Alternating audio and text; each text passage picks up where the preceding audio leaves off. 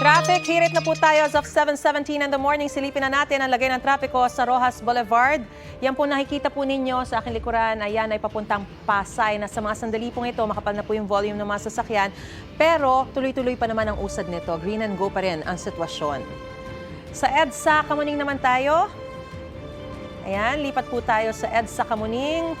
Medyo lumuwag-luwag kumpara dun sa kaninang pasado alas 5 ng umaga. Yung sa kaliwa po, papunta pa rin po yan ng monumento, habang sa kanan, papunta naman po ng Makati at Pasay. Sa mga sandali pong ito, magkabilang lanes, umuusad pa naman, bagamat parehong medyo makapal na rin po ang volume. Sa EDSA Orense naman po tayo, yung kanang bahagi, nako yan, medyo traffic na po. Mabagal na po ang usad ng mga sasakyan. Sa mga sandali pong ito, papunta pong Makati City po yan.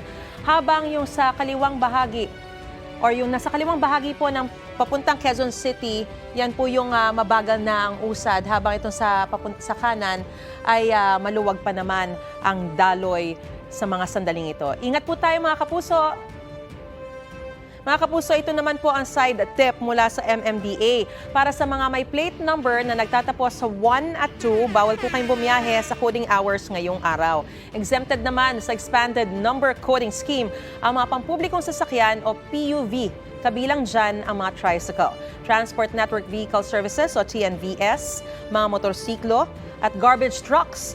Exempted din ang mga truck ng petrolyo, marked government vehicles, truck ng bombero, ambulansya, marked vehicle ng media, at mga sasakyang may dalang perishable o essential goods.